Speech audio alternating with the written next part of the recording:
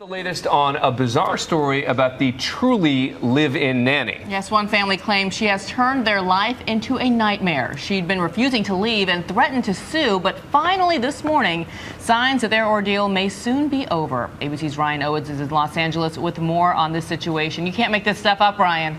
Good morning, Bianna. What a story, right? We have some movement to report in the standoff between this family and their nanny, who has not returned to their home since Thursday. Yes, there may be a deal in the works to end this soap opera in the next couple of days. I just want to hear what you have to say. After spending several nights sleeping in her Pontiac Grand Am, the 64-year-old woman dubbed the nanny from hell seems ready to throw in the towel.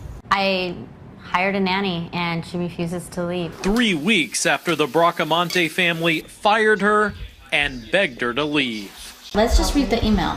Late Saturday night, Diane Stretton called the family's attorney and offered to move out of their Upland, California home, but only under her conditions. She said she could be out by July 4th. Oh, no. Can't do that because we'll be out of town. And no, then she needs to be out. Then if no one's here, she could end up doing a forced lockout on it. So this morning, it's unclear if either side will budge. Meanwhile, the nanny's belongings are still behind this bedroom door. This is now, by court and by law, this is her domain. This saga began in March when the family hired Stretton. They say at first she was great with their 3 kids, but then complained of health problems and spent all day locked in her room. When you guys ask her to leave, what does she say to you? She smiles and shuts the door on me. Which is exactly what she did to station KCBS Wednesday night when the father served her with court papers. They've asked you to leave. Why won't you leave? Stretton wouldn't talk to us either, but in court, she's argued she's a tenant with all the legal protections that come with it. I think that she actually spends her day trying to ruin people's lives, and misery loves company.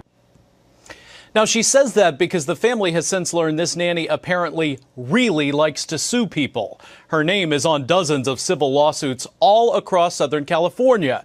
The family thinks she basically does this for a living.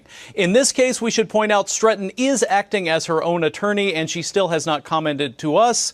We want to make that crystal clear just in case she decides to sue us too. Let's get our lawyers in line. Yeah. Well, look, the problem is that it takes a while to evict someone, right? I mean, because she was invited into the home. That was part of the deal initially.